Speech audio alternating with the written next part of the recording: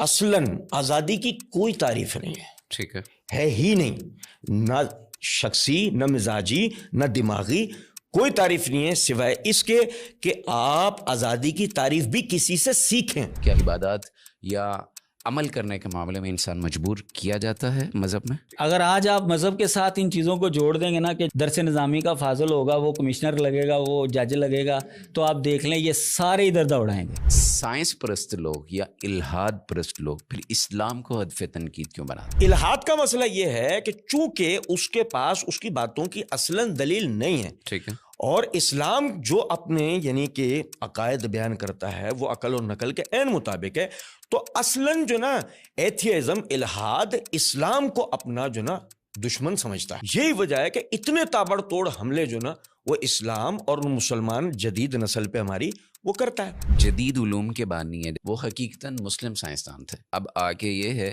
کہ پڑھانے والے لوگ بھی مسلمان ہیں، پڑھنے والے لوگ بھی مسلمان ہیں، تو آج پھر یہ الہاد اس طرح سے ہمیں کیوں ہر جگہ، ہر گھر، ہر دروازے پہ دستک دیتا ہوا کیوں نظر آ رہا ہے؟ اسلام ایک ایسا مذہب ہے کہ جو عقل کے اوپر پورا اترتا ہے۔ ٹھیک ہے، باقی جو مذاہب ہیں ان کے اندر اتنی تحریف ہو چکی ہے کہ وہ عقل کے خلاف ان کے اندر کئی باتیں ہیں، یہی وجہ ہے کہ وہ ملحدین کا مقابلہ نہیں کر سکے۔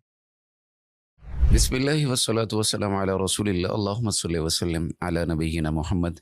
ناظرین اکرام، نہد کے پلیٹ فارم سے میں ہوں ڈاکٹر صلاح الدین، آپ کا میزبان۔ آج کی اس نشست میں ہم ایک ایسے اچھوتے موضوع کے ساتھ حاضر ہوئے ہیں جو آج کی دور کی، آج کی وقت کی ایک اہم ضرورت ہے، اور جس کی بنیاد پہ امت کے جو بڑے لوگ ہیں وہ تشویش کا بھی شکار ہیں کہ نوجوان طبقہ جو ہے وہ اسلام سے راہ فرار اختیار کر رہا ہے۔ دوسرے لفظوں میں اسے الہاد کہہ سکتے ہیں، دین سے دوری کہہ سکتے ہیں، اسلام سے بیزاری کہا جا سکتا ہے۔ اور اس سلسلے میں گفتگو کرنے کے لیے ہمارے ساتھ اسٹوڈیو میں موجود ہیں جناب محترم سیف اللہ محمدی صاحب۔ آپ نان اسکالر ہیں، آپ ایک لائبریری ہے اس کے ماشاءاللہ ایڈمن ہیں، اور اسی طرح ہمارے دوسرے جو مہمان ہیں وہ کسی تعارف کی محتاج شخصیت نہیں، استاد العلماء مولانا خاور رشید بٹ صاحب حافظ اللہ تعالیٰ، محقق عالم دین ہیں، اسکالر ہیں ماشاءاللہ، معاشرے پہ گہری نظر رکھتے ہیں، اور بالخصوص اس حوالے سے کہ بین المذاہب ہم آہنگی کے حوالے سے اس طرح کے جتنے بھی معاملات مسلمانوں کو درپیش ہوتے ہیں اس حوالے سے گہری نظر ہے۔ تو محمدی صاحب، سب سے پہلے آپ سے یہ جاننا ہے کہ نوجوان طبقہ جو کالجز یونیورسٹی میں بالخصوص پڑھتا ہے، عموماً علماء شکایت کرتے ہیں کہ جی یہ بدتمیز ہے، یہ دین سے دور ہے، یہ بے عملی کی راہ پر ہے، تو اسے ہم کیا الہاد کہہ سکتے ہیں، یا الہاد کی یا ملحد ہونے کی جو ڈیفینیشن ہے، تعریف ہے، وہ کیا ہوگی؟ الہاد تو یعنی کہ ملحد اس آدمی کو کہا جائے گا جو دین میں یعنی دین کا کلی انکار کرنے والا آدمی ہے، جو اللہ کو نہیں مانتا، کسی مذہب کو نہیں مانتا۔ مطلب تشکیک کا شکار آدمی بھی جو ہے نا اس کو ملحد نہیں کہا جا سکتا۔ ملحد تو کہیں گے اس کو کہ جو دین کا انکار کرے۔ جہاں تک رہی یہ بات کہ وہ بدتمیز ہے یا وہ علماء کی نہیں سنتا، اس طرح کی بات ہے، تو اس کی بنیادی وجہ اصل میں یہ ہے، یونیورسٹی کے اندر، ہماری جو یونیورسٹیز ہیں ان کے اندر خصوصیت کے ساتھ کچھ ایسے ازمز پڑھائے جاتے ہیں کہ جن کی وجہ سے اس میں دین بیزاری کا جذبہ پیدا ہوتا ہے۔ جیسے مثال کے طور پہ سوشلزم ہے، کمیونزم ہے، اور یہ آہستہ آہستہ سیڑھیاں بنتی ہیں ایتھیزم کی۔ ٹھیک ہے، تو اب ظاہر ہے کہ وہ علماء سے بدتمیزی اس لیے کرتا ہے کیونکہ وہ یہ سمجھتا ہے کہ وہ جس ازم کی اس وقت پیروی کر رہا ہے اس کے اگینسٹ اگر کوئی کھڑا ہے تو وہ علماء کھڑے ہیں، کہ وہ یعنی کہ اسلام کو ریپریزینٹ کرتے ہیں۔ ٹھیک ہے، تو جو ظاہر ہے کہ مذہب کو ریپریزینٹ کرتا ہو اور ایک شخص مذہب سے نفرت کرتا ہو تو ظاہر ہے وہ تو اس سے نفرت کرے گا، یہ ایک فطری بات ہے۔ ٹھیک۔ اب اس میں صورتحال یہ ہے کہ نفرت کا جواب اصلاً نفرت نہیں ہونا چاہیے، نفرت کا جواب محبت ہونا چاہیے۔ ٹھیک ہے، تو اسی صورت سے ہم ان کو جو ہے اس طرف راغب کر سکتے ہیں۔ نمبر 2 یہ کہ یونیورسٹیوں میں ان ازمس نے جا کے جو جگہ بنائی ہے، اگر اس کی جگہ یعنی کہ اسلام کو ہم لے جا کے اس کی جگہ بنا دیں تو یہ مسئلہ خود بخود ختم ہو سکتا ہے۔ میں ذاتی طور پر کچھ ایسے حضرات کو جانتا ہوں کہ جو اسلامک اسٹڈیز کے ڈپارٹمنٹ سے تعلق رکھتے ہیں، لیکن وہ اپنے شعبے کو لے کے اتنے کمزور ہیں کہ جو پولیٹیکل سائنسز یا مذاہب کو پڑھانے والے لوگ ہیں یا یہی ازمز کو پڑھانے والے جو لوگ ہیں، ان کے ساتھ رہ کر، ان کی باتیں سن کر وہ کافی حد تک خود شکوک و شبہات کا شکار ہیں۔ اب ایسا آدمی جب دین کو پڑھائے گا تو آپ خود سمجھ سکتے ہیں کہ وہ کیا پڑھا سکتا ہوگا اور کتنی گہرائی سے پڑھا سکتا ہوگا۔ ممدی صاحب نے ماشاءاللہ بڑی اچھی بات کی ہے۔ ملحد کے حوالے سے تھوڑی سی میں جو ہے وہ مزید بات کرنا چاہوں گا۔ یہ باب افعال سے اس میں فاعل کا صیغہ ہے، اس کا لغوی طور پر مطلب ہوتا ہے کہ جو انسان راہ راست سے ہٹا ہوا ہو۔ ٹھیک ہے۔ آپ کو پتہ ہے کہ قبر دو طرح کی ہوتی ہے، ایک شک جو درمیان میں گڑا ہوتا ہے، اور دوسری بغلی قبر۔ بغلی قبر کو جو ہے نا لحد کہا جاتا ہے عربی زبان کے اندر، تو وہ چونکہ سائڈ پر ہوتی ہے اس لیے اس کو لحد کہا جاتا ہے۔ تو لغوی اعتبار سے لحد، ملحد، الحاد کا مطلب ہوتا ہے راہ راست سے ہٹنا، درمیان سے سائڈ پر ہو جانا۔ ٹھیک ہے۔ تو لغوی اعتبار سے الحاد جو ہے یہ ہر زمانے کے اندر رہا ہے، ٹھیک ہے، کیونکہ ہر زمانے کے اندر گمراہ لوگ موجود رہے ہیں۔ دور حاضر کے اندر لفظ الحاد یا ملحد جو ہے نا ایک خاص معنی کے اندر استعمال ہونا شروع ہو گیا، یعنی خدا تعالیٰ کے وجود کے اوپر عدم یقین، اس کو جو ہے الحاد کہا جاتا ہے۔ تو ایک اس کا عمومی معنی ہے اور ایک اس کا خصوصی معنی ہے۔ تو میں جہاں تک سمجھا ہوں کہ آپ اس کے خصوصی معنی کے اعتبار سے جو ہے وہ گفتگو کرنا چاہتے ہیں۔ میں مزید اگر سوال کو تھوڑا سا واضح کر دوں تو وہ سوال یہ ہے کہ جیسے آپ نے کہا اور مولانا ممدی صاحب نے یہ بات کہی کہ جناب علی جو بندہ دین سے تشکیک کا شکار ہو گیا ہے، یا بیزار ہوا ہے، یا اس کا ٹیچر یا ایکسپوئر یا جو بھی معاملات اس کے ہو سکتے ہیں اس وجہ سے، لیکن ہے تو کلمہ گو، تو اسے ملحد نہیں کہا جائے گا۔ اور آپ کا کہنا یہ ہے کہ جو بندہ دین سے ہٹا ہوا ہے، راہ راست سے تھوڑا سا سائڈ پہ ہے، تو اسے ملحد کہا جائے گا۔ لیکن اب یہاں پہ سوال یہ ہے کہ کیا وہ بندے یا وہ لوگ یا وہ گروپ یا وہ کمیونٹی جو بظاہر کلمہ بھی پڑھتی ہے، اسلام کا نام بھی لیتی ہے، پاکستان میں کئی کیسز ہیں اس طرح کے، بالخصوص میں اگر نام لے بھی لوں تو وہ مشال خان کا ایک کیس یونیورسٹی کا تھا، جسے طالب علموں نے ہی یونیورسٹی کے اندر اس کی جان لے لی تھی۔ تو اس طرح کے وہ جو لوگ ہیں، اور ان کے اوپر پھر یہ فتویٰ یا ان کے بارے میں یہ احکام صادر کر دیے جائیں گے کہ یہ ملحد ہیں یا نہیں ہیں، یا خاص ٹپیکل اسی اصطلاح پر آیا جائے گا کہ بھائی یہ بندہ ملحد۔ میری اور ممدی صاحب کی بات کے اندر کوئی تضاد نہیں ہے۔ جو ممدی صاحب نے بات کی انہوں نے خاص معنی کے اعتبار سے کہا ہے، ٹھیک ہے، کہ ایک بندہ کلمہ گو ہے لیکن تشکیک کا شکار ہے تو اس کو ملحد نہیں کہا جائے گا، یعنی جو اس کا جدید مفہوم ہے۔ جی، لیکن جو اس کا لغوی مفہوم ہے اس کے اعتبار سے اس کو ملحد کہا جا سکتا ہے۔ ٹھیک ہے۔ باقی جو انسان الحاد کے اندر چلا گیا ہے یا گمراہی کے اندر چلا گیا ہے، اگر کوئی لغوی اعتبار سے اس کو کہتا ہے، یعنی کلمہ گو کو وہ گمراہ ہو گیا ہے، تو لغوی اعتبار سے تو اس کے اندر کوئی حرج نہیں ہے، لیکن اس کے اوپر حکم نافذ کرنا جی، یہ عوام کا کام نہیں ہے۔ یعنی جیسے آپ نے وہ مثال دی کہ اس لڑکے کو قتل کر دیا گیا، یہ عوام کا کام نہیں ہے کہ نفاذ کرنا، جی یہ بندہ ملحد ہو گیا ہے، دین پہ زار ہو گیا، دین چھوڑ گیا ہے، لہذا یہ واجب القتل ہو گیا ہے، اس کو قتل کر دینا چاہیے۔ یہ عوام کا کام نہیں ہے، یہ حکومت کا کام ہے۔ بالکل ٹھیک ہے۔ اگر اس طرح کی کوئی معاملات ہوں تو عوام کسی بھی رائے میں، مطلب کسی بھی حیثیت اس کے بارے میں زیادہ سے زیادہ رائے رکھ سکتے ہیں کہ یار یہ بے دین ہو گیا، لیکن اس کے اوپر امپلیمنٹیشن کسی طرح کا نہیں ہو سکتا، حدود اللہ کا نفاذ نہیں کر سکتے۔ ایک چیز کا اور میں اضافہ کروں جی، کہ عوام کو یہ بھی بات سمجھنے کی ضرورت ہے کہ اگر کوئی آدمی ملحدانہ نظریات یعنی کہ بات کر رہا ہے یا وہ شکوک و شبہات کا شکار ہے، تو خدا نہ خواستہ نا اس کو مارا نہیں جائے گا، ٹھیک ہے، بلکہ وَإِن كُنتُم فِي رَيْبٍ مِّمَّا نَزَّلْنَا عَلَىٰ عَبْدِنَا فَأْتُوا بِسُورَةٍ مِّن مِّثْلِهِ کے تحت اس سے جو نا، یعنی کہ جو اللہ تعالیٰ نے قرآن مجید میں فرمایا ہے کہ اگر تمہیں کسی بات میں شک ہے تو اس کی مثل ایک صورت لاؤ، مطلب یعنی اسلام میں تنگ نظری نہیں ہے کہ آپ اس کو فوراً مار دو۔ ٹھیک ہے، ایک تو وہی جو شیخ صاحب نے ہمارے بات کی کہ عوام کا تو ویسے ہی کام نہیں ہے کہ وہ قانون اپنے ہاتھ میں لے، بالکل ٹھیک۔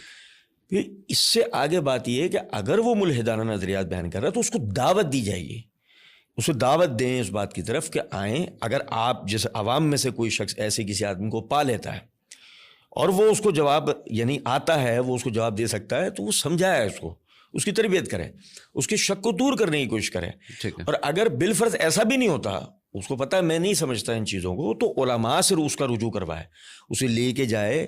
جو جیسے کہ ابھی کچھ دیر پہلے شیخ صاحب نے بات کی تھی کہ ہر جو نا آدمی کا اپنا ایک ڈپارٹمنٹ ہوتا ہے جی. تو جو الہات کے حوالے سے ماہرین ہیں علماء کے اندر, ان سے ان کی ملاقات کروائی جائے اور اس کے شکوک و شبہات کو دور کروانے کی کوشش کی جائے.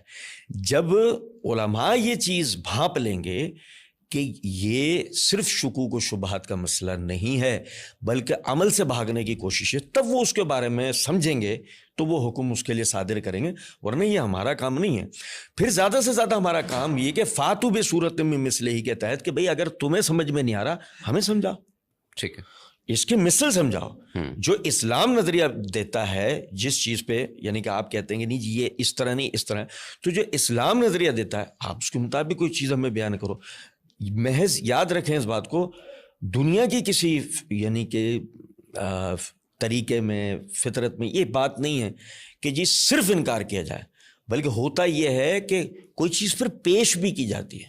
ایسے تھوڑی آپ ڈائریکٹ کسی چیز کا انکار کر دیں, جیسے کسی وجود یا کسی بات کے لیے بحث ہے کہ یہ ممکن ہے یہ ناممکن ہے, تو ممکن ہے ناممکن دو کی بحث کی جاتی ہے نا. یہ تھوڑی ہوتا ہے کہ آپ نے ہر چیز کے لیے یہی کہہ دینا ہے کہ ناممکن ہے, تو اس کو بھی جو ہے نا ذہن میں رکھنا. بالکل ٹھیک ہے. اچھا, آپ نے ایک بات کی ہے کہ عمل سے دور ہے, تو یہ کیا اسباب ہو سکتے ہیں, کیا وجہ ہو سکتی ہے کہ یہ جو مذہب کی تعلیم پر عمل کرنا ایک ملحد کے لیے یا جو شکوک و شبہات کا شکار ہے, جس کے ذہن میں اس طرح کی کوئی چیز آ چکی ہے, تو اس کے لیے عمل کرنا مشکل یا ناممکن کیسے کیوں ہوتا ہے؟ ناممکن کا تو سوال ہی نہیں پیدا ہوتا. ٹھیک ہے, ٹھیک ہے نا. ناممکن تو اس آدمی کے لیے کہا جا سکتا ہے جو معذور ہو. جیسے گونگے کے لیے ذکر و اذکار کرنا ناممکن ہے, جس آدمی کے ہاتھ نہیں ہے تو ہاتھ اٹھا کے نماز کے اندر رفع دین وغیرہ کرنا, یہ ناممکن تو اس کے لیے نا. مشکل کی بات ہے, اور مشکل کی بات یعنی کہ مشکل دو قسم کی, یعنی کہ ایک شخص غافل ہے تو غافل کا معاملہ دیگر ہے. اس کی صرف رقت قلب کا مسئلہ ہے کہ آدمی یعنی اس کا دل کسی طرح رقیق ہو جائے, نرم پڑ جائے, وہ خود بخود عمل کی طرف آ جائے. اس کی مشکل صرف اس حد تک کی. دوسرا وہ ہے جو باقاعدہ عمل سے بھاگنا چاہتا ہے. تو جو عمل سے بھاگنا چاہتا ہے اس کو پہلے قرآن اور احادیث سے اس کو آخرت کے حوالے سے اس کا ڈر اس کے دل میں بٹھایا جائے گا, اس کو اس کی موت کے بارے میں سمجھایا جائے گا. ممکن ہے کہ اس طرح سے بھی اس کی شاید مشکل دور ہو اور وہ عمل کی طرف راغب ہو جائے. نہیں تو پھر اس حادثے کا انتظار کیا جائے گا جو حادثہ اس کو آخر کار مذہب کی طرف موڑے گا. جیسے کہ اگر آپ یورپ میں یعنی اس وقت جو لوگ اسلام کی طرف یا دیگر مذاہب کی طرف جو راغب ہو رہے ہیں, اگر ہم دیکھتے ہیں تو وہ وجہ ان کی زندگی میں آنے والا کوئی نہ کوئی حادثہ ہوتا ہے. اکیلا پن, اپنے ہی لوگوں کا چھوڑ دینا یا اور دیگر کوئی بھی چیز وہ ان کو مذہب کی طرف راغب کرتی ہے, تو آخرکار مشکل دور ہوتی ہے. یاد رکھیں اس چیز کو کہ جب کوئی آدمی یہ کہتا ہے نا کہ جی مجھے جو ہے مطلب یعنی کہ میرا اس میں دل نہیں لگتا, تو اس کو اس اعتبار سے سمجھایا جاتا ہے کہ آپ نے اس کو قانون سمجھتے ہوئے عمل کرنا ہے. جیسے مثال کے طور پر بہت سے قوانین ہمارے ملک کے ہوتے ہیں, میرا دل نہیں کرتا اس پہ عمل کرنے کا, لیکن ایک ذمہ دار شہری کے اعتبار سے میں اس کے اوپر عمل کرتا ہوں. بالکل اسی طریقے سے ایک اللہ کے ذمہ دار بندے کی طرح ہمیں بعض عبادات پہ عمل کرنا ہوتا ہے جن کی یعنی کہ جو وجہ عمل ہے بہت جلد وہ ہمارے سامنے آتی ہے اور اس کا جو ثمر ہے وہ بہت جلد ہمارے سامنے آ جاتا ہے. ٹھیک ہے, بہت خوبصورت بات کی ہے. جی, محمدی صاحب کی بات کو میں تھوڑا سا آگے بڑھاتا ہوں کہ نوجوان جو ہے وہ عمل سے کیوں بھاگتا ہے. اس کی وجہ یہ ہے کہ شیطان نے اصل میں نفسانی خواہشات اس کے سامنے جو ہے نا وہ ابھار کر پیش کی ہیں, اور جو ہمارا اس وقت ماحول چل رہا ہے اس کے اندر جو ہے اس کے بہت زیادہ ذرائع ہیں. تو اب ظاہر ہے کہ نفسانی خواہش کو پورا کرنے کے اندر سب سے بڑی رکاوٹ مذہب ہے.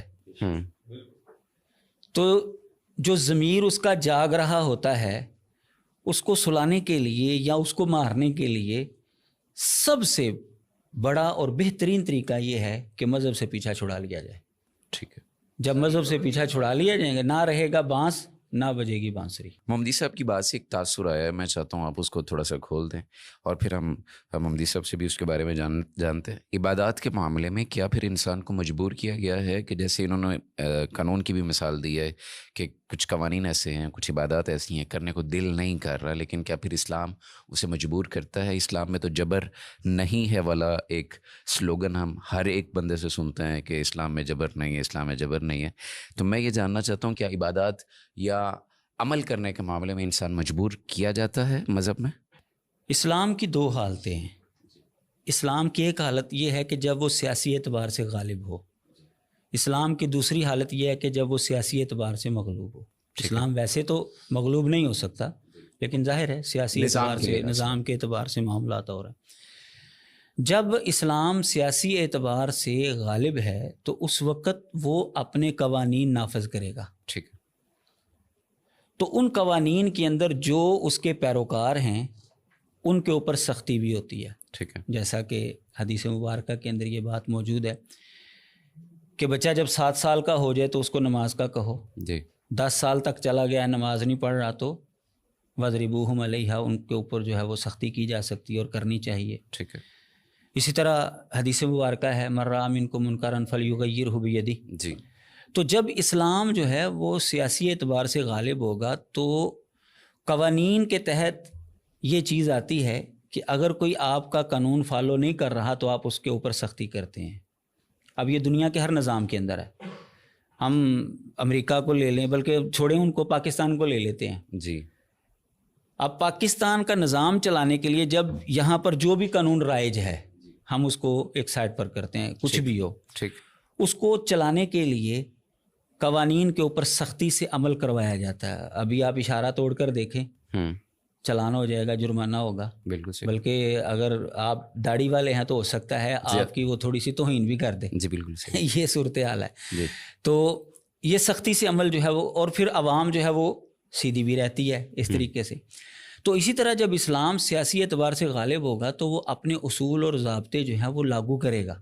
اس کے اندر اس کے جو فالوور ہیں ان کے اوپر سختی ہوگی کہ اگر آپ نے اسلام قبول کیا ہے تو آپ اس کے قوانین بھی مانیں گے. اگر آپ پاکستان کے اندر رہتے ہیں یا امریکہ کے اندر رہتے ہیں تو ان کے قوانین بھی آپ کو ماننے پڑیں گے. ٹھیک ہے. باقی رہ گیا لا اکراہ فی الدین کا مسئلہ, تو وہ غیر مسلم کو اسلام کے اندر داخل کرنے کے متعلق ہے. ٹھیک ہے.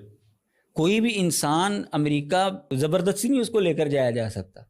ہاں اگر وہ اپنی مرضی سے وہاں پر چلا گیا تو پھر اس کے اوپر وہاں کے قوانین جو ہیں وہ لاگو ہوں گے. ٹھیک. تو یہ غیر مسلم کو اسلام کے اندر داخل کرنے کے متعلق ہے, باؤنڈری میں آنے کی بات. جی جی.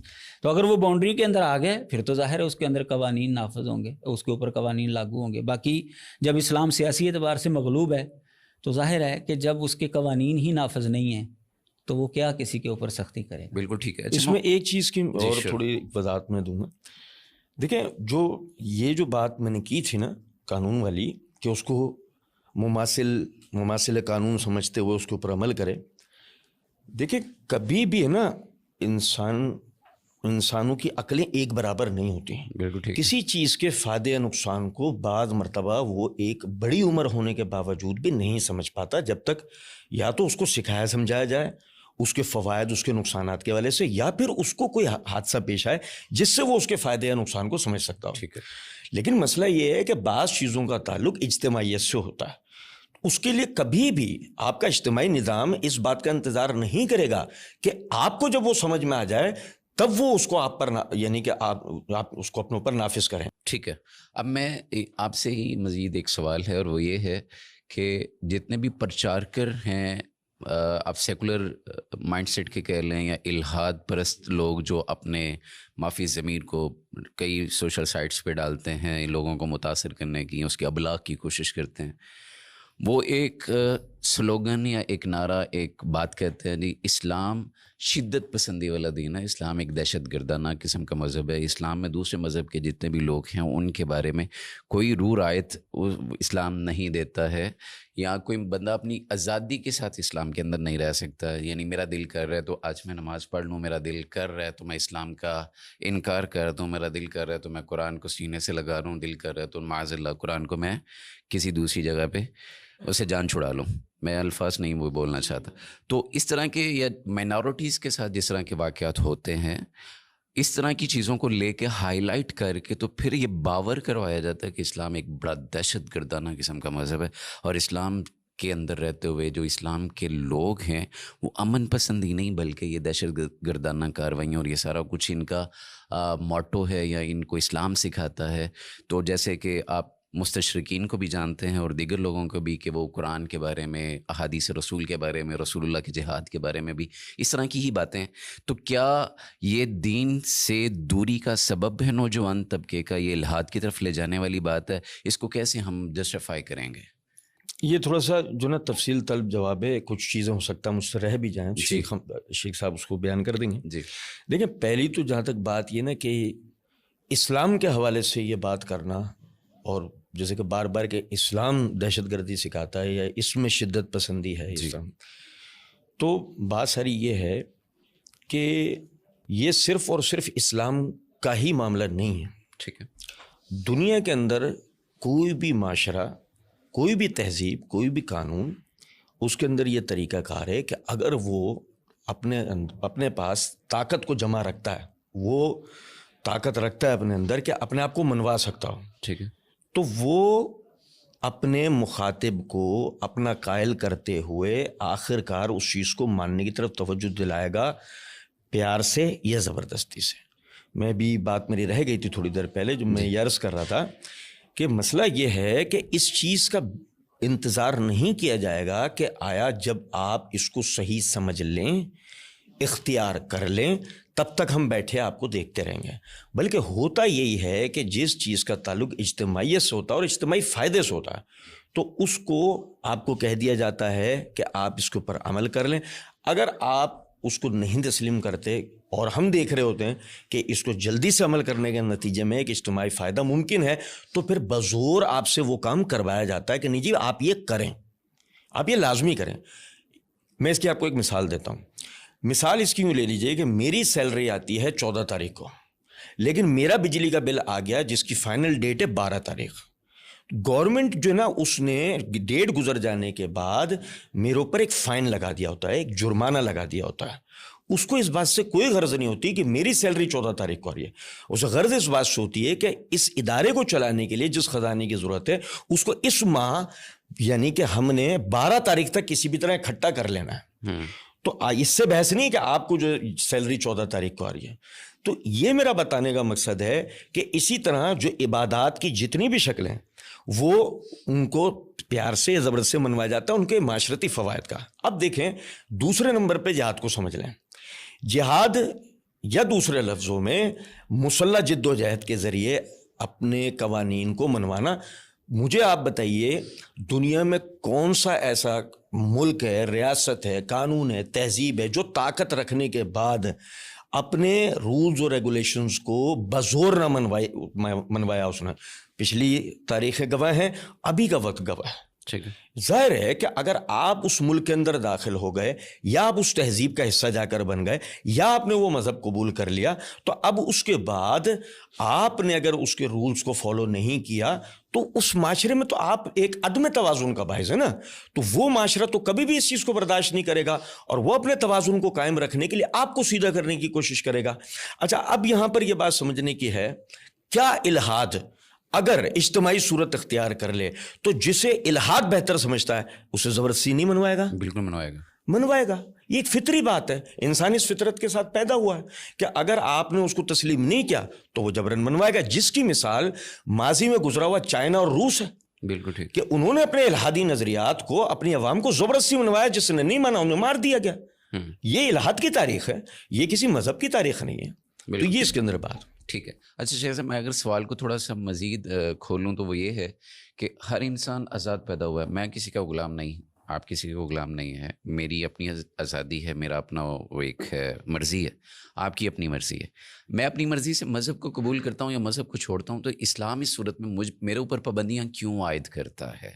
اس کو ہم ملکی قانون کے اعتبار سے سمجھتے ہیں جی کہ اگر ہر انسان آزاد ہی پیدا ہوا ہے اور اس کے اوپر کوئی قانون جو ہے وہ لاگو نہیں ہو سکتا، وہ اپنی مرضی سے جہاں پر چاہے آئے جائے، تو کیا وہ ملکی قانون کے ساتھ بھی ایسا کر سکتا ہے؟ ڈیفینیٹلی نہیں کر سکے، کسی بھی ملک میں نہیں کر سکتا. وجہ یہ ہے کہ اجتماعیت کو قائم رکھنے کے لیے، ایک معاشرہ چلانے کے لیے قوانین کو فالو کرنا پڑتا ہے. بالکل صحیح.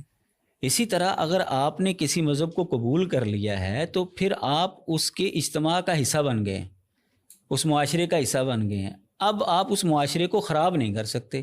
اگر آپ کریں گے تو آپ کے اوپر سختی ہوگی.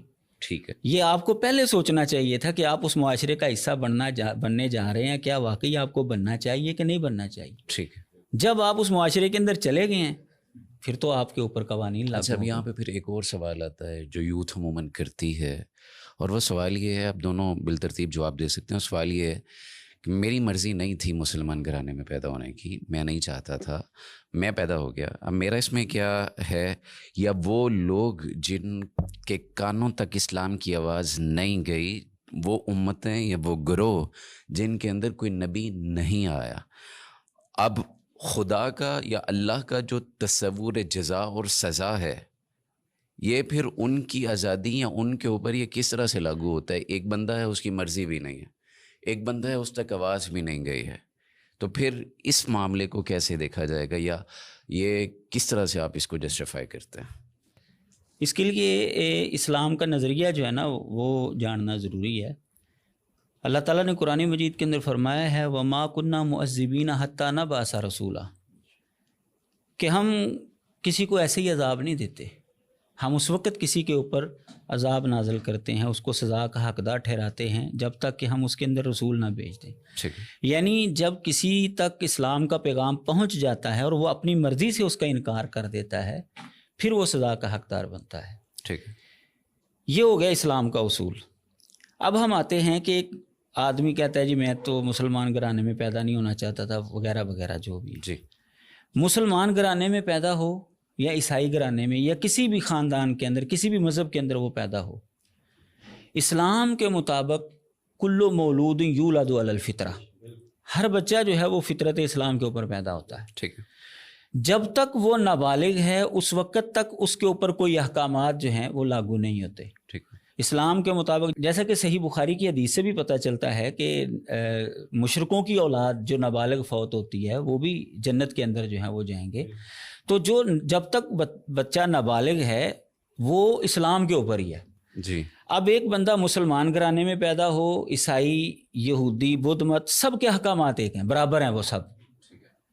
جب وہ بالغ ہوں گے جی اپنی مرضی سے وہ کسی بھی مذہب کے اندر جائیں گے یا اس کو قبول کریں گے، پھر ان کے اوپر احکامات لاگو ہوتے. یہ مسلمان ہو، یہودی ہو، عیسائی ہو، بلوغت کے بعد ان کے اوپر احکامات لاگو ہوتے ہیں. ٹھیک ہے. یہ کہنا کہ جی میں پیدا نہیں ہونا چاہتا تھا فلاں مذہب کے اندر، بھائی وہ تمہارے اوپر حکم لاگو ہی نہیں ہوتا. وہ کسی بھی گھرانے کے اندر آپ پیدا ہو جائیں. بالکل ٹھیک ہے. اب یہاں پہ اس میں ایک چیز کا میں اور اضافہ کروں گا کہ اگر جیسے مثال کے طور پر وہ جو ہے یہ کہتا ہے کہ جی میں مسلمان گھرانے میں پیدا ہو گیا، میں تو مسلمان ہونا چاہتا ہی نہیں تھا، ہم بھی کہتے ہیں بہت اچھی بات ہے، کوئی مسئلہ نہیں اس کے اندر.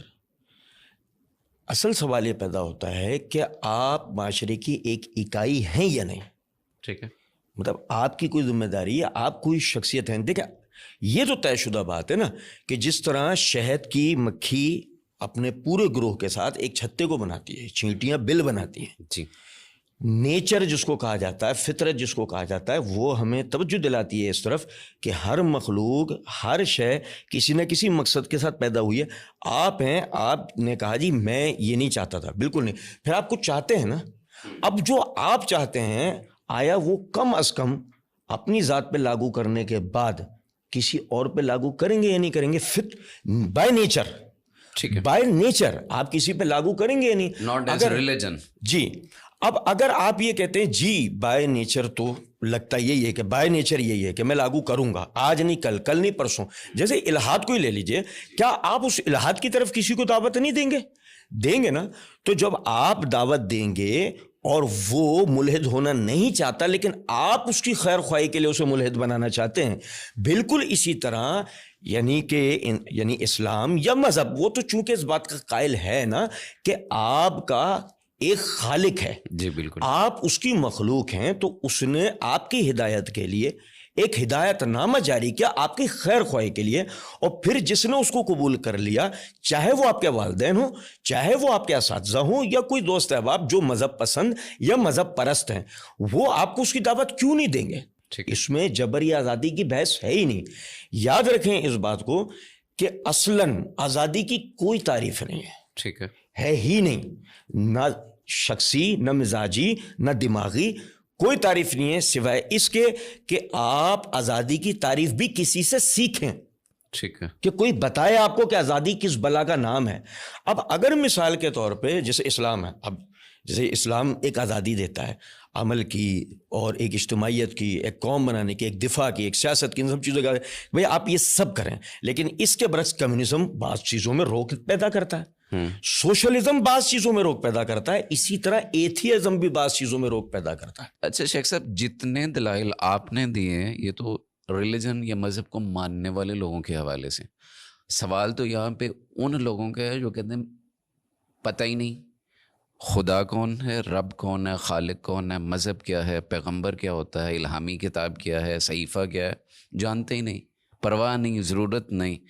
ان کے اوپر پھر احکامات کے حوالے سے کیا بات ہے؟ اور اللہ کا جو جزا و سزا کا جو معاملہ ہوگا کل قیامت کو, اس معاملے میں پھر وہ لوگ کیا معصوم گنے جائیں گے, انہیں بچایا جائے گا, جنت دی جائے گی, سزا دی جائے گی, کہاں رکھا جائے گا؟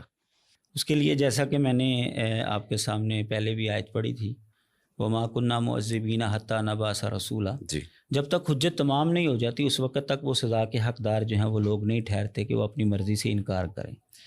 اسی طرح قرآن مجید کے اور بھی مقامات ہیں کہ جب جہنمی جہنم کے دروازے پر جائیں گے تو فرشتے ان سے پوچھیں گے کیا تمہارے پاس پیغمبر نہیں آئے تھے؟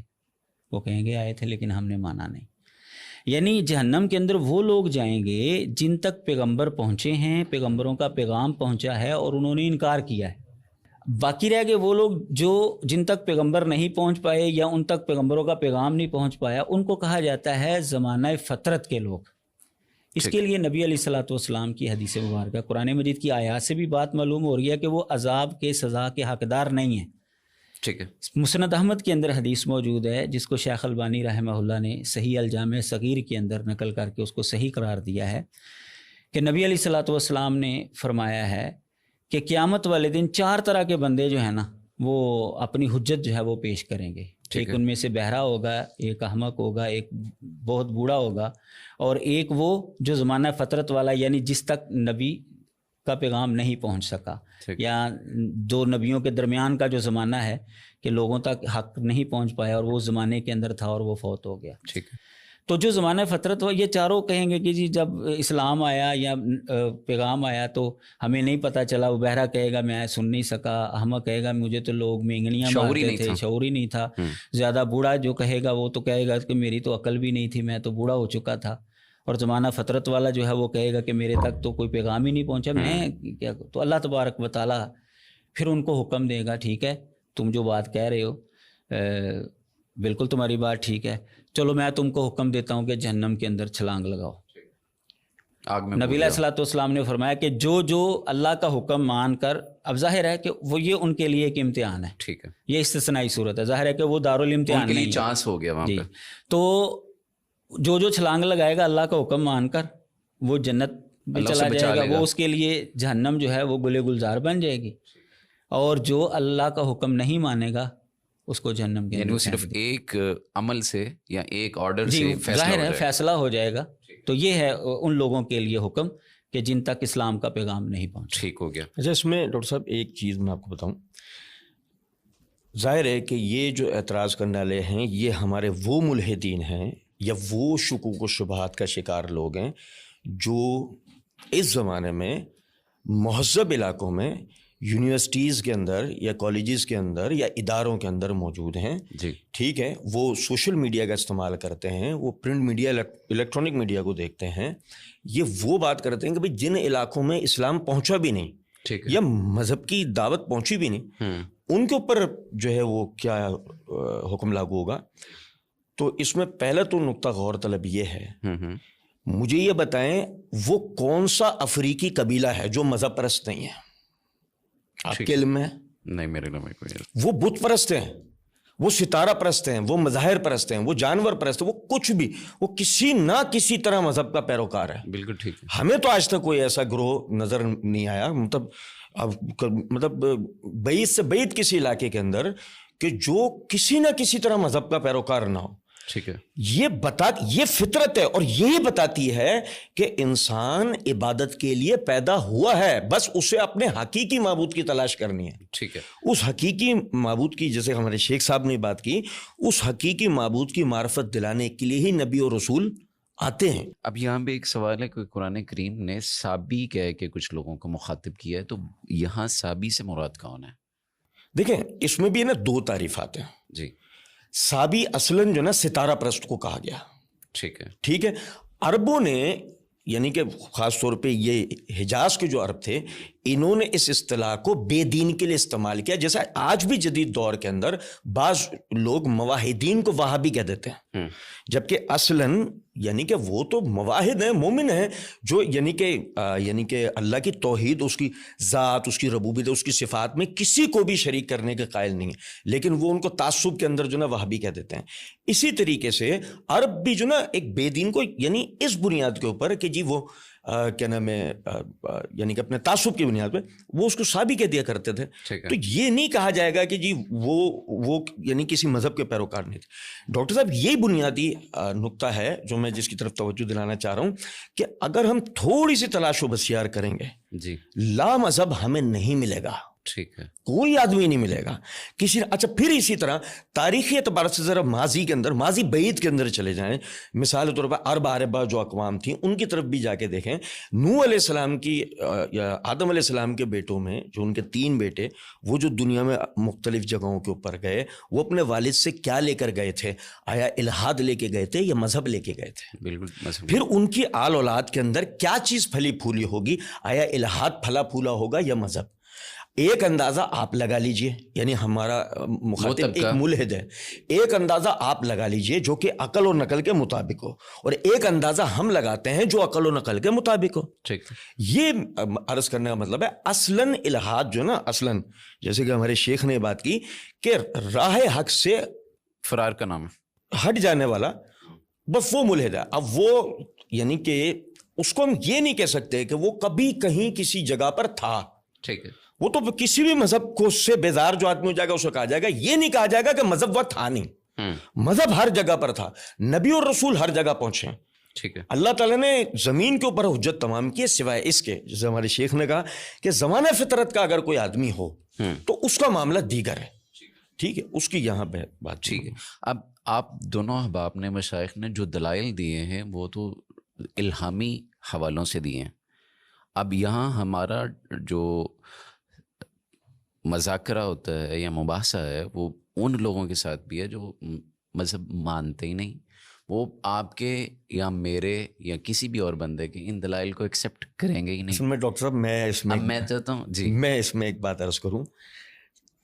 ہمارے شیخ نے دلائل بیان کیے ہیں یعنی کہ دین اسلام کی روح سے. جی, اگر آپ تھوڑا سا غور کریں تو میں نے اپنی اب تک کی گفتگو میں شاید کسی آیت کی طرف ایک اشارہ کنایا دیا ہو یا کسی حدیث ایسے ہی میں نے تو کوئی مذہب کا آپ نے لاجک کا حوالہ دیا. ٹوٹل جو ہے نا میں نے وہ عقلی باتیں اور یہ وہ سب کی ہیں صرف اس وجہ سے کہ ہم دونوں کی گفتگو میں کوئی یہ نہ کہہ دے کہ آپ نے تو صرف جو نا, آپ حضرات نے تو صرف مذہبی اعتبار سے مذہب کی بنیاد پہ مقدمہ قائم کر لیا اور اس پہ آپ نے بحث کی ہے.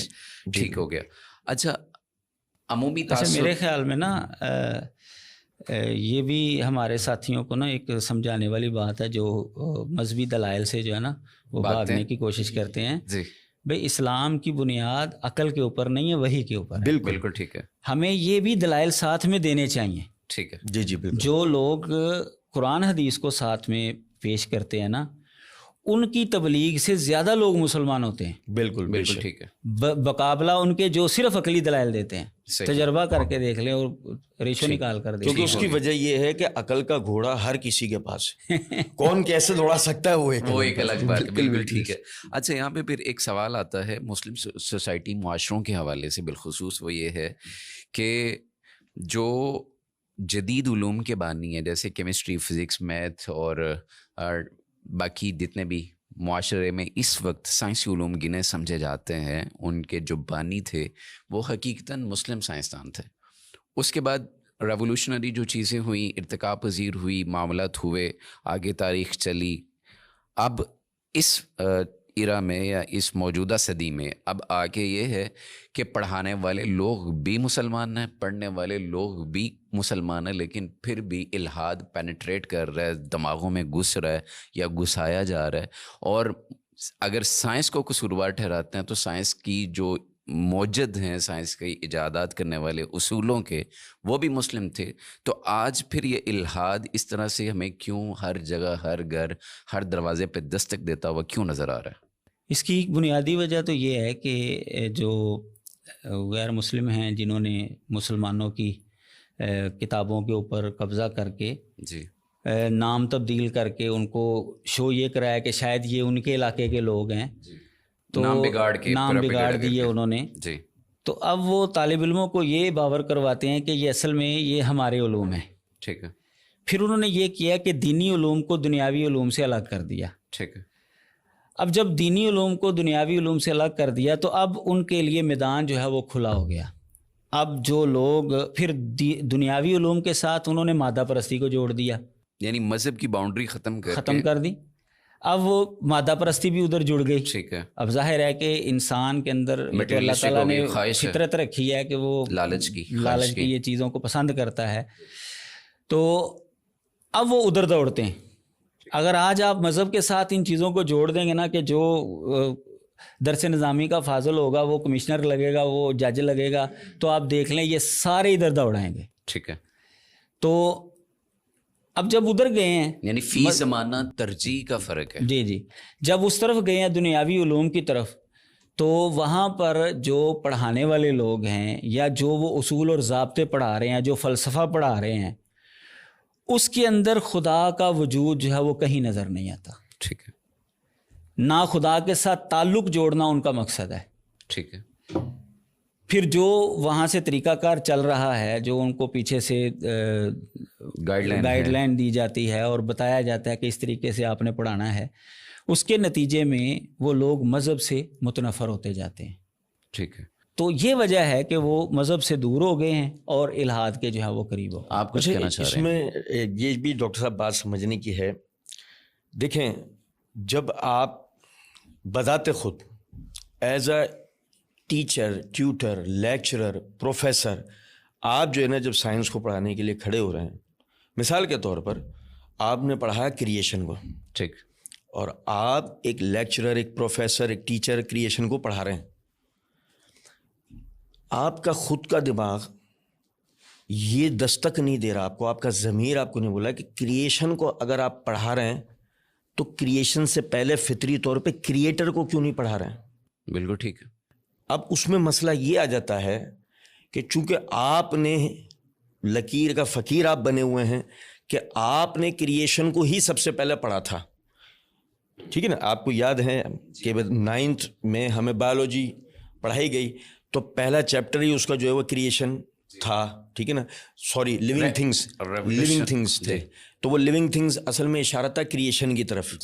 لیکن ہم اس کو کیوں نہیں سمجھے کہ جب کریشن کو ہمیں پڑھایا گیا تو کریٹر کو ہمیں سب سے پہلے پڑھانا چاہیے تھا نا، جو سائنس کی بنیاد ہے. جیسے میں آپ کو ایک بات، اصل میں سائنس کس چیز سے بحث کرتی ہے؟ الحاد سے تو نہیں کرتی. جیسے کہ اگر اسلام سے نہیں کرتی تو الحاد سے نہیں کرتی، مذہب سے نہیں کرتی. ایک بات ہے، اگر مثال کے طور پر وہ بحث کرتی ہے کس سے؟ بحث کرتی ہے تخلیق سے، تو ظاہر ہے اسی طرح بحث کرے گی نا خالق سے. جب وہ بحث کرے گی خالق سے تو آپ کی سائنس یہاں آ کر مفروضوں پہ ٹکی ہوئی ہوتی ہے. جیسے کہ آپ دیکھیں ڈارون تھا، ڈارون نے اسی سے مجبور ہو کر نا، جب اس نے یعنی کہ نظریہ پیش کیا کریشن کا، تخلیق کا، جب اس کو آخر اندازہ ہونے لگا کہ مجھ پر یا میرے اس مفروضے کے اوپر آخر کار خالق کے ہونے کا اعتراض ہوگا کہ بھئی، اور مجھے وہ ظاہر بیان کرنا نہیں ہے، میں اس کو مانتا نہیں، تو اس لیے کوئی مسئلہ نہیں، آپ بات کر لیں. اس لیے جو نا اس نے آخر کے اندر یہ بات کہہ دی کہ یہ وہ مفروضات ہیں جو میری، یعنی کہ یہ وہ باتیں ہیں جو میں نے اب تک کی میری تحقیقات کے نچوڑ ہیں. ان سے اختلاف کیا جا سکتا ہے یا پھر ان پہ تحقیق کی جا سکتی ہے، جیسے اوریجن آف اسپیشیز کے آخر میں اس نے کہا. ٹھیک ہے نا. اور مزے کی بات ہے بعض ایڈیشنز میں سے یہ صفحے ہی نکالے گئے ہیں جان بوجھ کے. پھر آپ یہ دیکھیں غور طلب بات کہ یہ ہو گیا. اب بھی ہمارے کان پہ جوں نہیں رنگی کہ ہم یہ نہیں سمجھ رہے بات کو کہ جب یعنی وہ کریشن کی باری میں محسوس کر رہے ہیں کہ انہیں کریٹر کے اوپر سوال ان سے ہو سکتا ہے، تو وہ خود تسلیم کر رہے ہیں اس بات کو کہ یہ ایک مفروضہ ہے، سائنس نہیں ہے. ٹھیک ہے، کیونکہ سائنس تو ہے، سائنس عموماً بات کرتی ہے ریولوشن. دیکھیں سائنس تو ہے یہ نہیں پر بحث کرے گی نا. جی، یعنی جب تک ایک چیز ہو سکتا ہے یا ہوگا پہ ٹھہری ہوئی ہے، ابھی تک ہم اسے سائنس نہیں کہیں گے. سائنس تو کہیں گے ہی جب وہ ہے یہ نہیں پر ٹھہری ہوگی. ٹھیک ہے، اب مقصد درس کرنے کا ہے یہاں آ کر آخرکار پتہ ہے کیا ہوتا ہے، یہاں آخرکار یہ ہوتا ہے کہ آپ بات کریں کریٹر سے. اب دیکھیں میں آپ کو بتاتا ہوں، ایک عقلی بات بتاتا ہوں جی، کہ ہاں یہ دیکھیں میں ذرا کر کے دکھاؤں آپ کو بات سمجھ آئی. ہاں یہ اگر مخلوق ہے تو ظاہر ہے کہ جب یہ اتنی پرفیکٹ تخلیق تو کوئی تو اس کو بنانے والا ہوگا نا. اب یہ میں خالق کی طرف متوجہ ہو گیا نا. بالکل. اب دو میں سے ایک راستہ ہے، میں یہیں تک رک جاؤں تو پھر بحث یعنی کہ ایک طالب علم، ایک سائنس کا طالب علم، پھر وہی گھوم پھر کر بات آ جائے گی کہ سائنس تو نام ہی اسی چیز کو کریت کے نکال دینے کا ہے نا. اب میں پریشان ہوں، عاجز ہوں، میں اسے کسی بھی طرح کریت کے ڈھونڈ کے نہیں نکال سکتا، خود اپنی سائنس اب تک کی سائنسی تحقیقات سے میں نہیں نکال سکتا. تو پھر لازماً یہی ہو سکتا نا کہ میں مذہب کے بیان کردہ خالق کو تسلیم کر لوں جب تک یعنی جسے خدا کہا جاتا ہے. ٹھیک ہے، اب میری بات سمجھیں. ٹھیک ہے، اب آپ دیکھیں کہ آپ ایک سوال لے لیجیے میرا. نہیں ایک منٹ یہ میں ذرا کلیئر کر دوں. جی، ان فی خلق السماوات والارض واختلاف اللیل والنہار لآیات لأولی الالباب الذین یذکرون اللہ قیاما وقعودا وعلی جنوبہم ویتفکرون فی خلق السماوات والارض ربنا ما خلقت ھذا باطلا سبحانک فقنا عذاب النار. اب یہ ایک آیت ہے، اس میں ایک سائنس ہے، میں اس سائنس کی طرف آپ کو توجہ دلانا چاہ رہا ہوں. جی، اللہ تعالیٰ نے عقل والوں کو شاباش دی اور اللہ تعالیٰ نے عقل والوں کی تعریف کی اور عقل والوں کو بتایا وہ کون ہے، اور وہ واقعی میں ایک انتہائی عقلی بات ہے. ٹھیک ہے، کیا کہ یہ زمین اور آسمان یعنی کہ زمین اور آسمان کی تخلیق میں رات اور دن کے آنے جانے میں عقل والوں کے لیے بہترین نشانیاں، یہ وہ لوگ ہیں جو اللہ کو، اب آپ ناراض نہ ہوں، سنیں اب آپ ناراض نہ ہوں. ٹھیک ہے، ٹھیک ہے، ہم ایک سمجھنے کے لیے بات کر رہے ہیں، جو کہ اللہ کو، اب آپ اسے خدا کہہ لیں یا آپ اسے خالق مان لیں، تھوڑی دیر کے یاد کرتے ہیں، ذکر کرتے ہیں اس کا، یعنی اس کے لیے کوشش کر رہے ہیں سمجھنے کی وہ کون ہے. کس طرح وہ کھڑی ہوئی حالت میں بھی غور کر رہے ہیں، بیٹھی ہوئی حالت میں بھی غور کر رہے ہیں، لیٹی ہوئی حالت میں بھی غور کر رہے ہیں. تو کس بات کی وجہ سے کہ جب وہ یعنی اشیاء کو دیکھ رہے ہیں اپنے چاروں طرف، ان کا ربنا ما خلقت ھذا باطلا، یہ کسی طرح بیکار نہیں ہے، پرفیکٹ تخلیق ہے، اور پرفیکٹ تخلیق دلیل ہے اس چیز کی طرف کہ اس کا کوئی خالق ہے. بالکل ٹھیک ہے.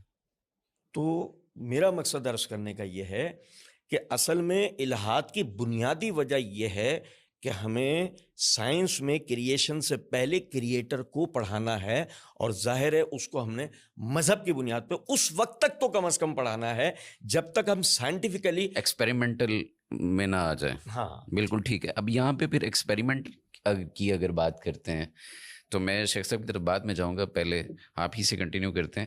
تو سائنٹسٹ جتنے ہیں یا آج کے الہاد پرست جتنے ہیں وہ سارے کہتے ہیں جی ایک بگ بینگ ہوا تھا، اور اس کے نتیجے میں آٹومیٹکلی ساری چیزیں ایک الائنس کے ساتھ، ایک اپنے اس پروٹوکول کے ساتھ، ایک اپنے پرفیکٹ میچ کے ساتھ چیزیں بنتی چلی گئیں، اور پھر ریولوشنری جانور سے انسان بن گیا، اور پھر ریولوشنری کچھ اس طرح ساری کائنات سیٹ ہو گئی ہے.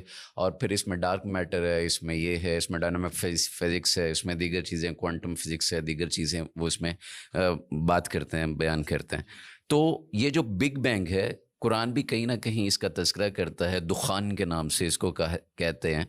تو آپ اس کو کس نظر سے دیکھتے ہیں کہ کیا پھر یہ ملحدانہ بحث جو ہے کہ آٹومیٹکلی ساری چیزیں جنریٹڈ ہیں، یا ان کا جیسے آپ کریٹر کی بات کر رہے ہیں توجہ اس طرف دلا رہے ہیں، تو آپ اس کو کیسے ان کو جسٹیفائی کر رہے ہیں؟ کیونکہ ہمارا اس وقت مخاطب وہ طبقہ ہے جو، دیکھیں ہمارے بنیادی طور پہ نا بات یہ ہے کہ جب اس بگ بینگ کے نظریے کو بیان کیا جاتا ہے تو بیان کرنے والے اگر محتاط لوگ ہوتے ہیں، یعنی وہ واقعی میں اپنے مذہب یعنی ایتھیزم کو، الہاد کو صحیح معنوں میں لے کے چل رہے ہوتے ہیں اپنے حساب سے, تو وہ کبھی بھی یوں نہیں کہتے کہ ایسا ہوا تھا, ٹھیک ہے, وہ یوں کہتے ہیں ایسا ہوا ہوگا, کیونکہ پاسبلٹیز پہ آتے ہیں. ان کو جو نا ڈر اس بات کا لگتا ہے کہ جیسے ہی ہم یہ کہتے ہیں یا ہم یہ کہہ دیں گے کہ ایسا ہوا تھا, سامنے والا فوراً کہہ دے گا دلیل.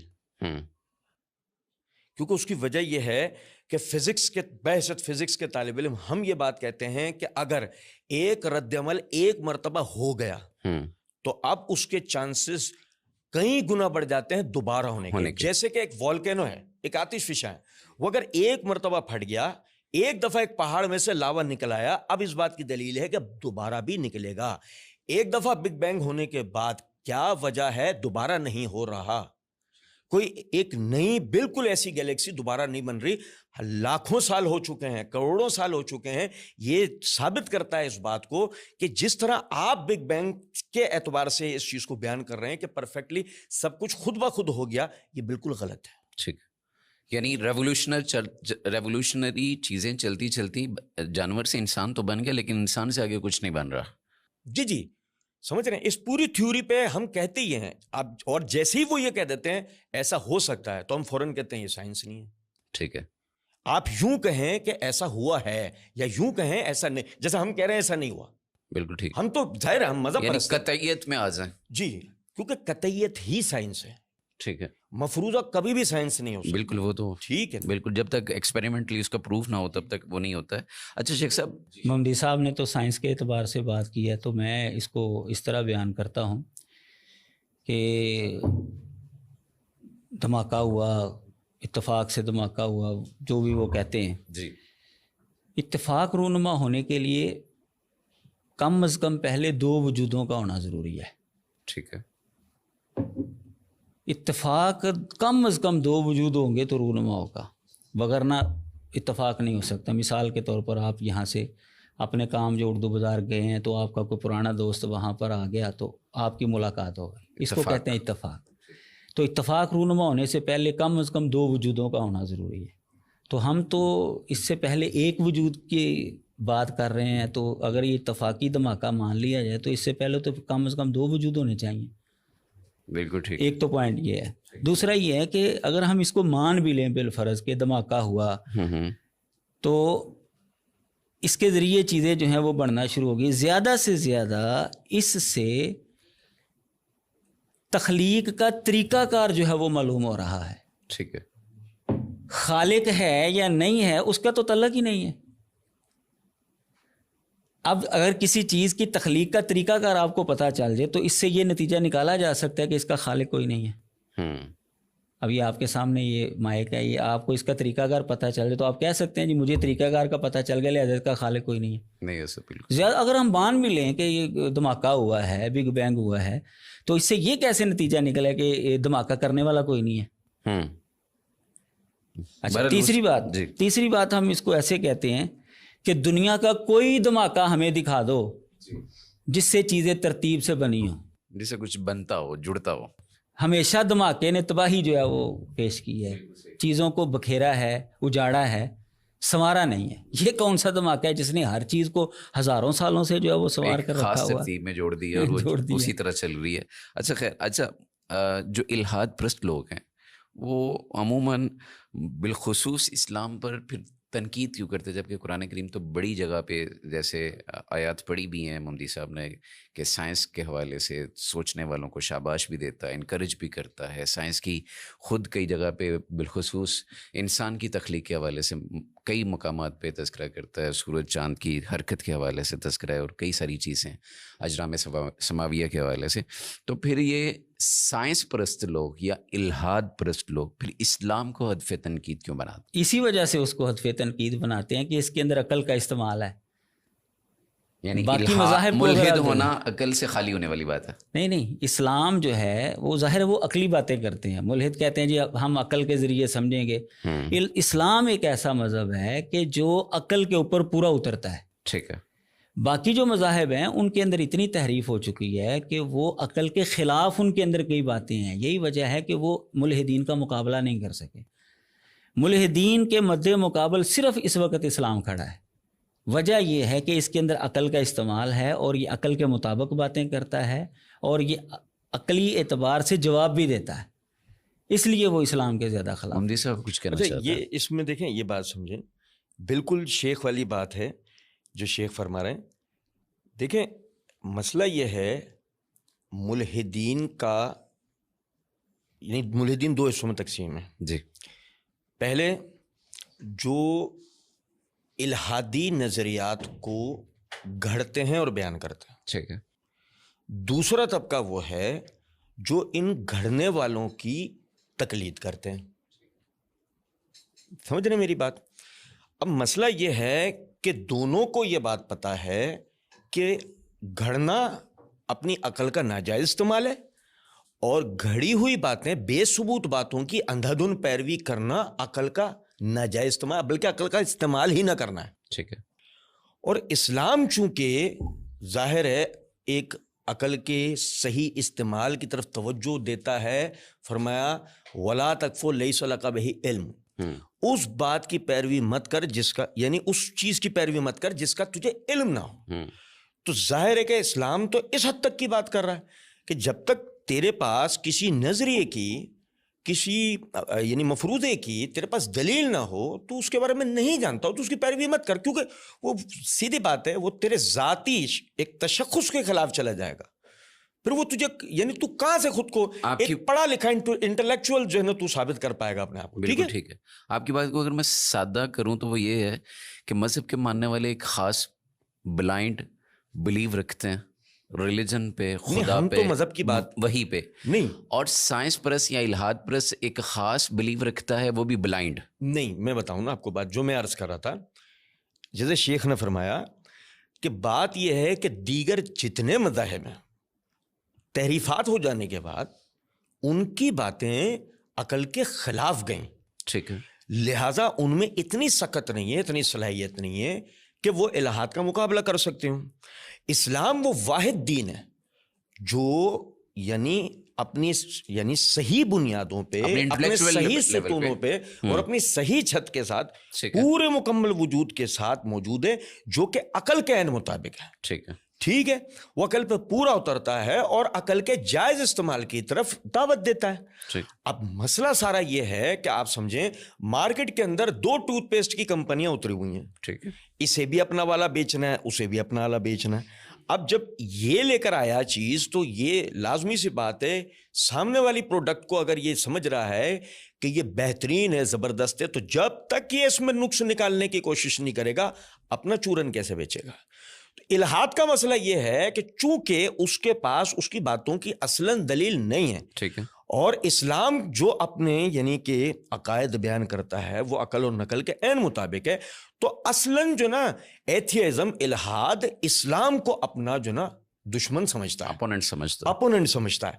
یہی وجہ ہے کہ اتنے تابڑ توڑ حملے جو نا وہ اسلام اور مسلمان جدید نسل پہ ہماری وہ کرتا ہے۔ ٹھیک ہے، ہمارا مسئلہ یہ ہے کہ ایک چونکہ پہلے وار میں وہ ہمیں ایک احساس کمتری پیدا کرتے ہیں، اسلامی مواخذات کے یعنی جو ماخذ ہیں ان میں تشکیکات پیدا کر کے جب ایک مرتبہ ان کو لے کے ہمیں کمپلیکس احساس کمتری شروع ہو جاتا ہے اور پھر ہم اس کی طرف رجوع کرنا، اسے پڑھنا، اس میں بیان کردہ عقائد و نظریات کو عقل پر تولنے کی کوشش کرنا ہے، اس کے عقلی رجحانات کو دیکھنا سمجھنا، اس سے ہم قاصر ہو چکے ہوتے ہیں۔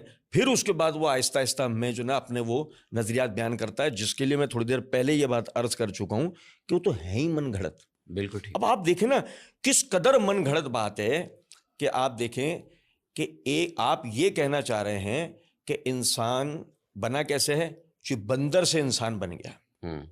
کہاں سے لیا آپ نے یہ بات؟ یہ آپ نے مذہب سے لی ہے بات، ہمارے پاس تو اس کا کوئی ثبوت نہیں تھا۔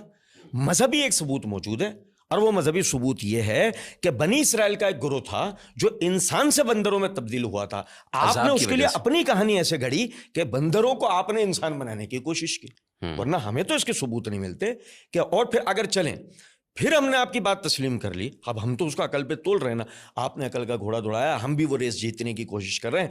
اب آپ کا بندر جیسے ہی انسان بنا، پھر وہ انسان کے بعد کچھ اور کیوں نہیں بن پایا؟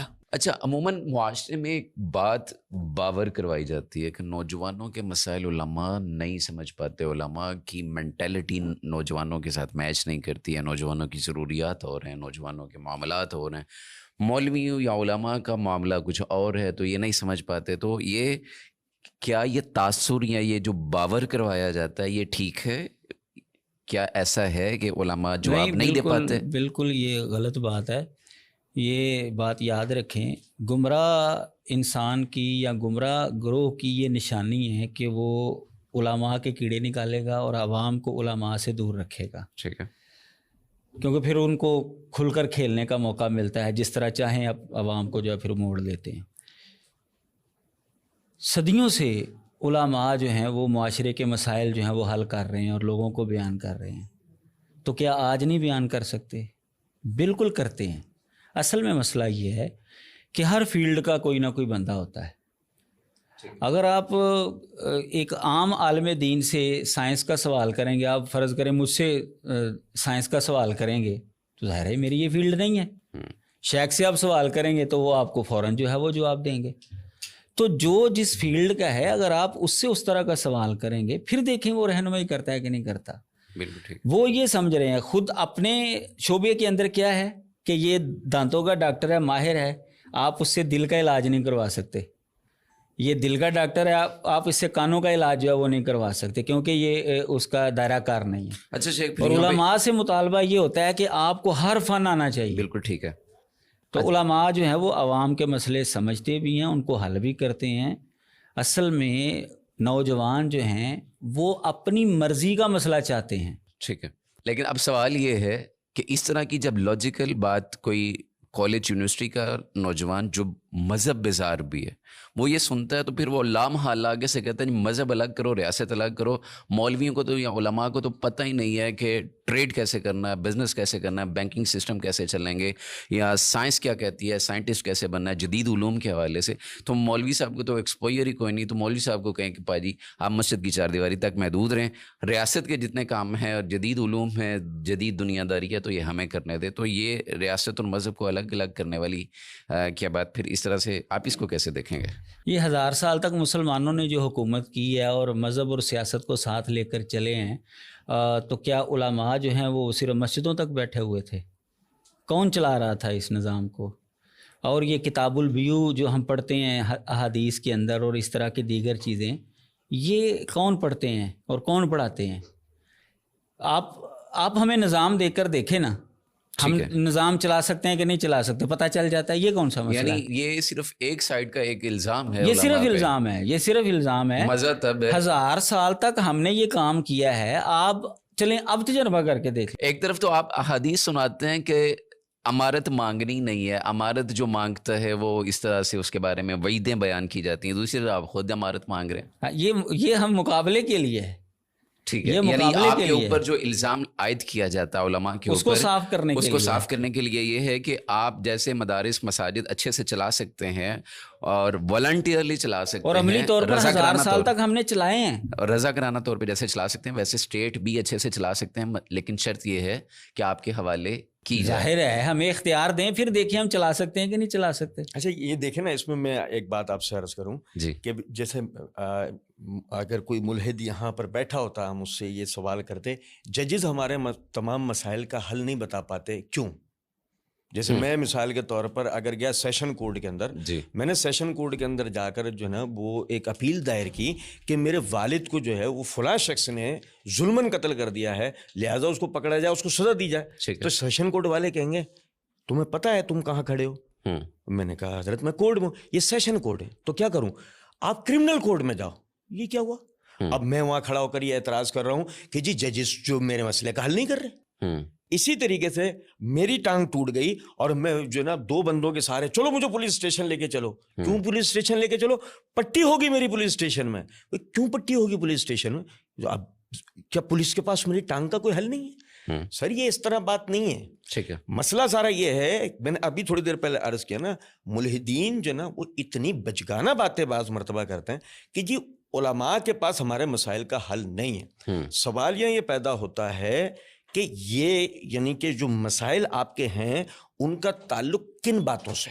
مثال کے طور پہ اگر ان کا تعلق نفسیاتی باتوں سے تو یقین کر لیجئے کہ آپ کے مسائل کا حل ہے ہی علماء کے پاس. ٹھیک ہے. اگر اس کا تعلق آپ کے جبلتی معاملات سے تو یقین کر لیجئے کہ اس کا حل تو ہے ہی علماء کے پاس.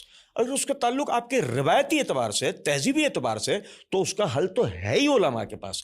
لیکن جیسے کہ ہمارے شیخ نے کہا آپ نے مسئلہ کیا پوچھنا ہے اپنی مرضی کا, ٹھیک ہے, تو پھر آپ ضروری تو نہیں ہے نا کہ جواب آپ کی مرضی کا ہو.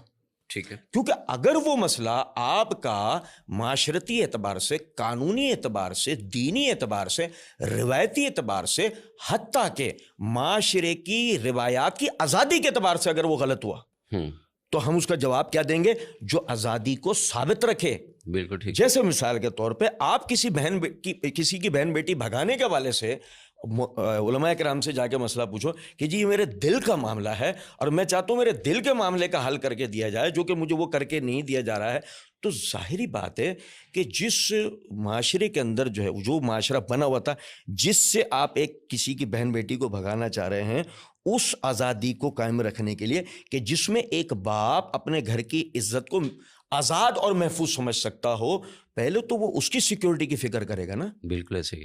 اچھا خیر, میں آپ سے ایک اور چیز جاننا چاہتا ہوں. سارا سال الحاد کا پرچار کرنے والے, مذہب سے بیزار لوگوں کو اپنی انٹلیکچوئل باتوں جملوں کے ذریعے متاثر کرنے والے, محرم الحرام کے ایام آتے ہیں تو یہ بڑے مومن اور مسلم بن جاتے ہیں, اور مذہب بیزار لوگوں کا اسلام کی طرف آنا یا اس طرح کی یہ جو ان کی ایک وہ ہوتی ہے رنگ بدلنا, اور پھر جیسے ہی عاشورہ گزرتا ہے اور اس کے بعد یہ پھر ویسے آپ نے اسی رنگ میں چلے جاتے ہیں. رسول کا انکار ہے, نبوت کا انکار ہے, اور معاذ اللہ ثم معاذ اللہ کا بھی انکار ہے, دیگر انبیاء کا بھی انکار ہے. لیکن محرم کے خاص ایام میں آ کے یہ کچھ ہیں جن کو پاکستان کی قوم بڑا دانشور سمجھتی ہے, لیکن ان کے ہر سال کا یہ رنگ ہے. تو میں یہ جاننا ضروری سمجھ رہا ہوں کیونکہ ہماری آڈینس جو ہے وہ بھی اسی کلاس کی ہے جو انہیں دانشور سمجھتی ہے. اس میں کچھ لوگ ہیں, سب نہیں. لیکن آپ اس کو کس نظر سے دیکھتے ہیں؟ دیکھیں اصل میں بات یہ ہے کہ ہر بندہ, ہر آدمی, ہر شخص یونیورسٹی نہیں جا پاتا. ٹھیک ہے.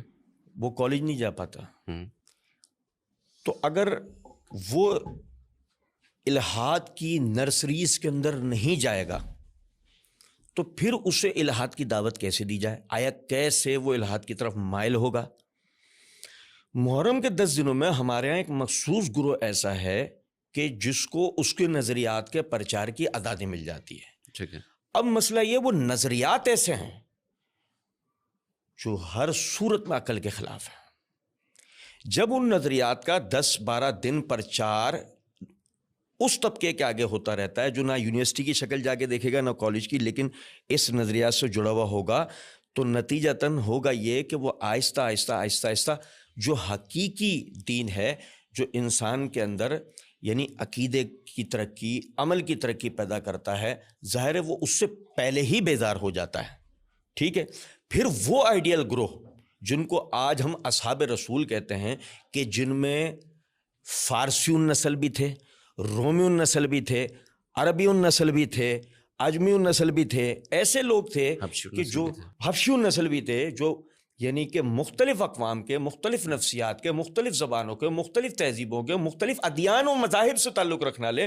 لیکن آپ دیکھیں کہ ان سب کی عقل ایکول اس دین کو قبول کر کے ایک معاشرہ بنانے میں کامیاب ہو گئی, جب وہ یہ دیکھتے ہیں کہ ایک رول ماڈل, ایک آئیڈیل تیار ہو جاتا ہے کہ جس میں انسان کو معاشرہ بنانا, ایک حقیقی معاشرے کی اقدار جو کہ مذہب دے رہا ہے وہ ثابت ہو جاتا ہے اور وہ ان کے اگینسٹ کھڑا ہو جاتا ہے. تو وہ یہ دیکھتے ہیں کہ اس 10 دن میں انہی رول ماڈلز کو جب غلط کر کے پیش کیا جاتا ہے تو یہی وجہ ہے وہ بھی اس رنگ ڈھنگ میں بن کر بیٹھ جاتے ہیں, تاکہ لوگوں کو یہ یعنی ان نظریات کے ذریعے پہلے یہاں پر لایا جائے, تاکہ وہ جو رول ماڈلز ہیں ان کو کسی طرح لوگوں کی نظروں میں مشکوک بنا دیا جائے. جب وہ مشکوک ٹھہر جائیں گے تو اب آپ کے پاس یہ بتانے کے لیے ہوگا کہ کیا اسلام لوگوں کی زندگیوں میں واقعی آزادی اور ایکولیٹی لا سکتا ہو. دنیاوی وسائل کا برابری سے تقسیم لا سکتا ہو, کالے گورے کی طرف, اس کو آپ معاشرتی طور پہ ثابت کر سکتے ہیں, تو آپ کنہیں دکھائیں گے؟ انہیں تو ان 10 دنوں میں آپ چھوڑ چکے ہیں. بالکل صحیح. اچھا شیخ صاحب, یہ بھی تو ممکن ہے کہ وہ مخصوص گروہ کے نظریات یا وہ مخصوص گروہ جو ہے وہ الہاد کے ساتھ بہت میل کھاتا ہو, یہ بھی تو وجہ ہو سکتی ہے. بالکل ایسے ہی ہے, اور ظاہر ہے ملت کی دوست ہوتی ہے, سو اس وجہ سے مزید اس پہ انشاءاللہ گفتگو ابھی نہیں کرنا ہے. ابھی یہ جاننا ہے, چونکہ ہم اصلاح بھی چاہتے ہیں, انتشار تو چاہتے نہیں ہیں, تو ہمیں یہ جاننا ہے کہ کون سی ایسی وہ جو ہیں وجوہات جن کی بنیاد پہ الہاد پھیلا ہے, اور ان کا خاتمہ یا ان سے جو ان کا ڈیمیج ہے یا نقصان ہے اس کو کم سے کم کیسے کیا جا سکتا ہے؟ اس کی بنیادی وجہ تو یہ ہے کہ جب عالم اسلام ٹوٹا ہے جی, تو کفر کی یلغار ہوئی ہے, تو انہوں نے اپنے مخصوص نظریات کو جو ہے وہ ادھر بھی یعنی اسلام مسلم ممالک کے اندر بھی پھیلایا ہے, اور وہ اپنے ملکوں کے اندر بھی اس کا تجربہ کر چکے تھے کہ انہوں نے مذہب کو اور سیاست کو جو ہے وہ الگ کر دیا تھا. تو اس کی بنیادی وجہ یہ تھی کہ ان کے مذہب کے اندر جو ہے وہ کافی چیزیں ایسی تھیں جو عقل کے خلاف تھی اور آپس میں جی تو جس کی وجہ سے وہ لوگ مذہب سے متنفر ہو گئے, تو انہوں نے بڑی جلدی جو ہے وہ الہاد کو قبول کیا. تو پھر جب میدان خالی ہو گیا اور جو مقابلہ کرنے والے لوگ تھے وہ شکست کھا چکے تھے, مسلمان جو ہے وہ ٹوٹ چکے تھے, تو پھر الہاد جو ہے نا وہ بہت جلدی جو ہے نا وہ پھیلا ادھر معاشروں کے اندر بھی. پھر اس کی مزید وجوہات جو ہے ان کی جو تعلیم کا ذریعہ جو ہے انہوں نے دیا, اس کے ذریعے بھی فلسفہ وغیرہ جو بھی انہوں نے چیزیں دی اس کے نظریے اس کے مطابق بھی جو ہے وہ مسلمانوں کے اندر الہاد جو ہے وہ پھیلا. اسی طرح جدید دور کے اندر یہ ویب سائٹ وغیرہ اور اس طرح کے ملحد اساتذہ جو ہے انہوں نے ہائر کیے اور اپنے نظریات جو ہیں وہ دیتے ہیں. اور بھی کئی وجوہات جو ہیں وہ ہو سکتی ہیں, یہ بنیادی وجوہات نظر آتی ہیں.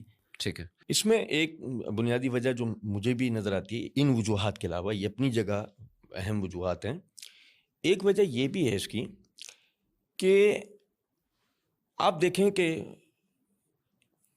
ہندوستان میں الہاد کس تیزی سے پھیل رہا ہے. پچھلے سالوں تک ہندوستان کے اندر الہاد کی کیفیت یہ تھی. آپ ہندوستان سے برصغیر پورا مراد نہیں, ہندوستان انڈیا. ٹھیک, تصحیح کا شکریہ. تو یہ جو بھارت ہے, انڈیا ہے, اس میں پچھلے سالوں تک الہاد کا معاملہ نصف تھا, یعنی کہ 50% کی آبادی جو نا وہ ملحدانہ نظریات کی طرف جا رہی تھی. یہی وجہ ہے کہ حکومتی سطح کے اوپر RSS جیسی, BJP جیسی یعنی کہ تنظیموں کو بڑھاوا دیا گیا, خالص کیونکہ بھارت جو نا وہ سیدھی بات ہے ایک نظریاتی ملک ہے, وہ الہادی سطحوں پہ کھڑا رہ ہی نہیں سکتا, ٹوٹ کے کسی نہ کسی ملک سے جا کے مل جائے گا. اس لیے اس کو قائم رکھنے کے لیے اس کی مذہبی سطحوں کو بھی برقرار رہنا ضروری تھا.